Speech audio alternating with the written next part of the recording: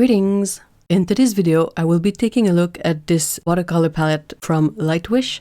It is a 48 half pan palette in a metal tin, and it comes with a really nice brush. I will also be taking a look at the paints using the sketchbook they sent me. It is one of those binder sketchbooks, so it has binder rings in it, and you can clip them open or closed to remove the paper, add some more paper, or switch the pages around. The sketchbook is fake leather, so it's this plastic fake leather, and the paper in it is 100% cotton. As you can see, the pans came all wrapped, so one of the first things that I did was to set up some swatches and to remove the wrappers and label all the pans. The set also came with a swatch sheet, so I will be swatching on that as well, and on some cards that I've prepared to see the colors on a bigger area. As I was swatching the color and transferring the information from the wrappers to the cards, I noticed a few things that were quite odd to me. The first but relatively minor thing is that they still have a color named Skin, which I think is a bit awkward, and it's not like it actually looks like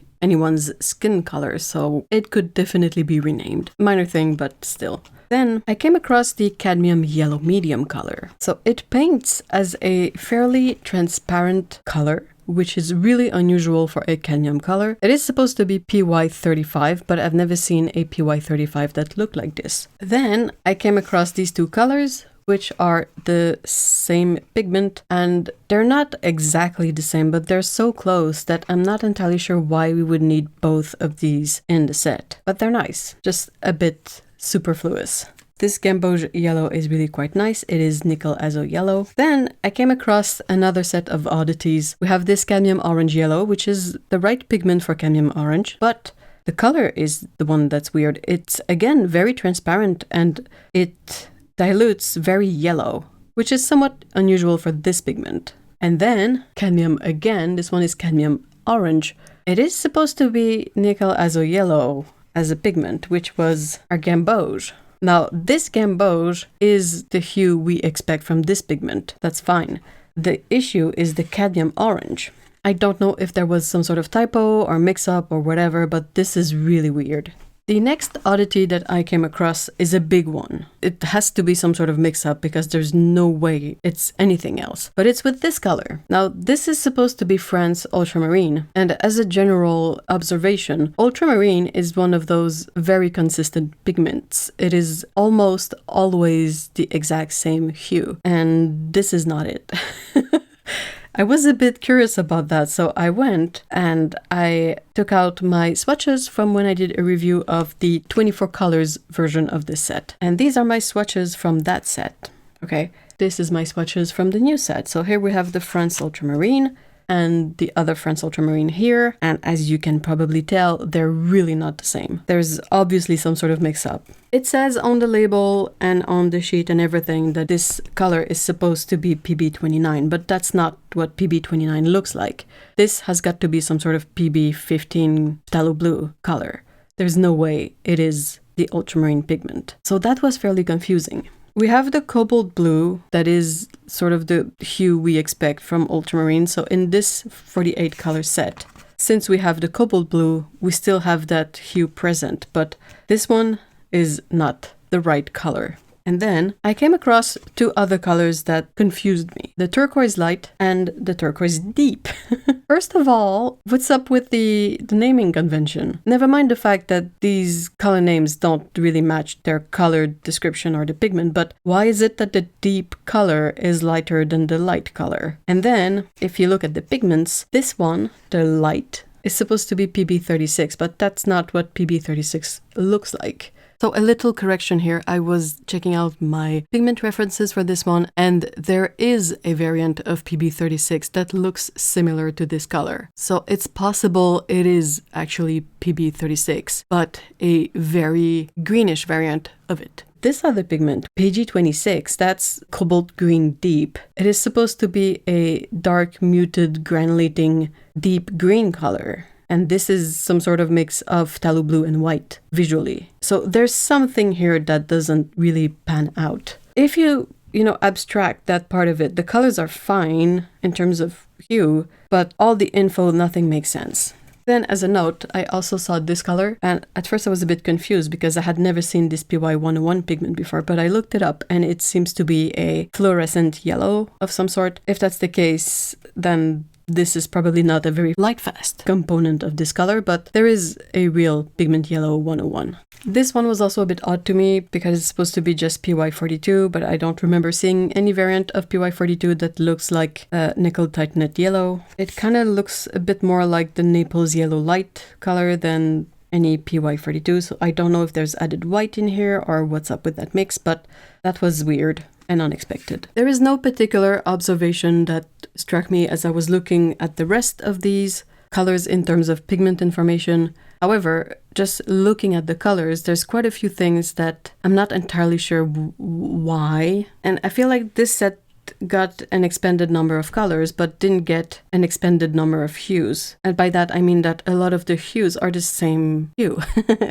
Like I said, these yellows are very similar, and then they're also very similar to this cadmium yellow color, and all in all there are these four are all very similar, and then you have these two oranges and even this one, they're all quite similar. Like you end up with a lot of similar colors in the set. The cyan colors, this one I know it's supposed to be ultramarine and it's not, so I don't know whether I should count it or not. But with these two, like, they're not the same pigment, but they look the same, so I don't think they would occupy any different role in a palette because they're basically the same. And then you have three similar yellow in the earth colors, so I'm a bit left with this idea of why. If you're gonna just add colors in there for the fun of adding colors, I would prefer if they were a bit different. A convenience mix of some sort or anything, you know, just something different. Maybe that's just me, but it's my impression of this. And then if you take a look at the earth colors, it's very visible here how much there is some weird issue with the texture. They came out really splotchy, and it's very visible on my bigger swatches. So there is this splotchiness to the colors. Start from the last one. It was difficult to make a nice gradient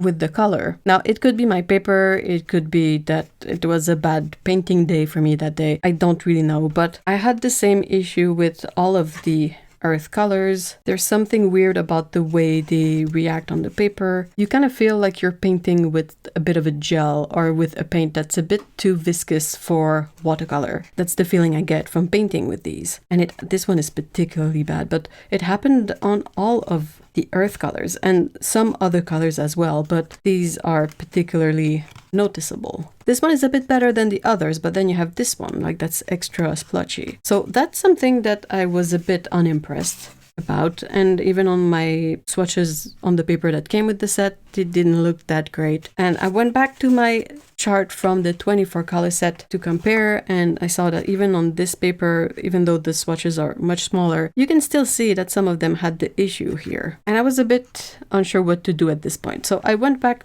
again to this review, the 24 color set, and I took out my demo paintings that I did for that review. And I did 3. So they're not all the same level of conclusive. I feel like there's one that I like more than the other ones. But yeah, so I did test out the paints, and I think that this painting is the one that came out the best of the 3. And I was a bit surprised because you don't find too much of that splotchiness in here, and the colors, they layered well, and I was able to get a gradient that was smooth enough, and also to get to a dark that was satisfying to me for the scene I was trying to paint. So I sat down and I thought for a while, and I was like, okay, I'm gonna use this as a reference point, and I'm gonna try to paint a similar scene, but with the 48 color set. And this is what I came up with. I took inspiration from the first setting, so it is night, the sky is dark, the same kind of cat character is walking around with a lantern, and I wanted to see if I could work the similar effects that I had in the first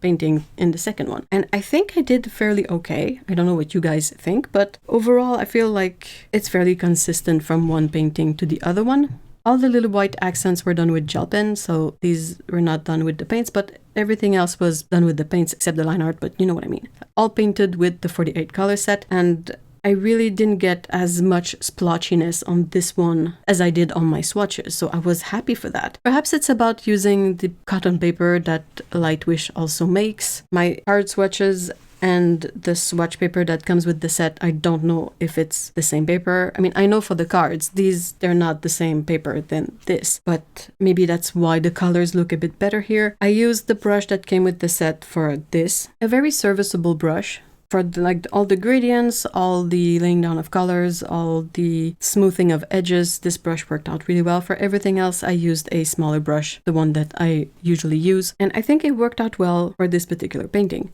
Since this painting that I did uses mostly blues and a bit of greens and yellows, which were not the most problematic colors, mind you, I wanted to do just a couple of quick studies with other color schemes. So for the first one, I wanted to be able to use all the weird teal colors and some of the yellow earth colors for the sand, and I think it worked out okay. It might not be the performance of professional paints, but I think it's serviceable, and in the context of this little illustration worked out fine. Same for this little study of some rock formations. You can find a bit of that splotchiness again in the color, but since it's for painting rocks, I feel like it helps the subject in this case. It adds a bit of, grime and texture to everything. Now, would I want to paint a portrait with these colors? Possibly not. I feel like these are perhaps really fun paints for more of a hobby approach or for work that you do just for the sake of adding colors to something. I would not expect the kind of performance you would get from professional paints from these paints. There are too many unknowns, like the weird pigments, the color that doesn't match up with the pigment that is listed, all that kind of stuff. It's a bit too much for me to want to use these paints for professional endeavors. Of course, if you were to scan your paintings once they're done, this would be okay because you don't need the original, but if you want to have originals to sell or to put on the walls, maybe not. The sketchbook itself was rather nice. I like the paper.